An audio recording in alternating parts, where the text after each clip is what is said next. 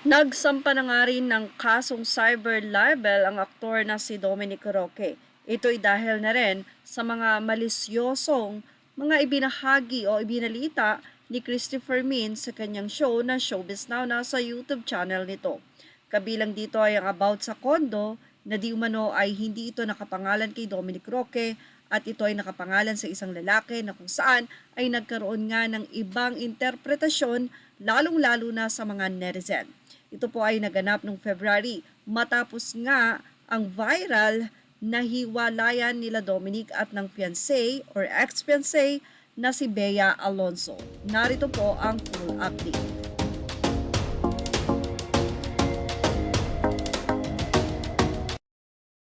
Mula nga sa naging update ni Nelson Canlas at ng GMA News, ibinahagi nga nila ang pagsasampa ng kasong cyber libel ni Dominic Roque kay Christy Fermin sa Office of the City Prosecutor sa Pasig City nitong Biyernes.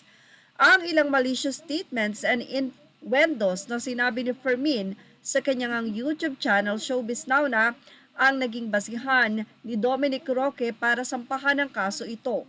Yan nga ang ibinahagi din ni Nelson Canlas ng GMA Integrated sa post nila sa kanilang Instagram.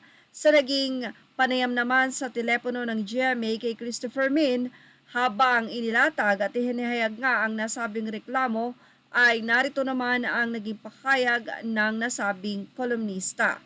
Aniya, hindi ko pa alam. Yan ang sinya. Kung kay Bea nga ay hindi pa kami nag-i-start, hindi pa namin nakukuha yung subpina. Sa iba ni Christopher Min, karapatan naman nila yan, basta tignan na lang natin kung ano ang mangyayari kapag ka nagsagutan na, hindi ba? Ayon nga kay Christy, okay lang yon at hinihintay niya ang subpina mula sa piskalya para masagot nila ang reklamo.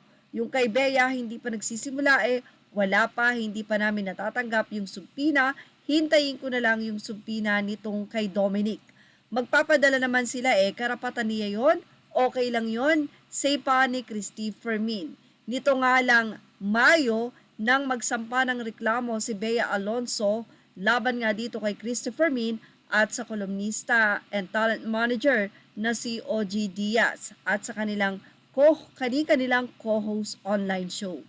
Sa naging reklamo ni Bea, sinabi ng aktres na biktima siya ng false, malicious, and damaging information mula nga sa mga nagpakilalang malalapit di umanong mga kaibigan at kamag-anak na ayon ay source ni Christopher Min at OG Diaz na tinalakay naman nila sa kanilang mga YouTube channel na kahit naman wala pa rin naman itong basehan. Diyan nga ang ating Showbiz Snap update. Tumutok lang for more Showbiz update. Thank you for watching. Images are all credit to the rightful owners.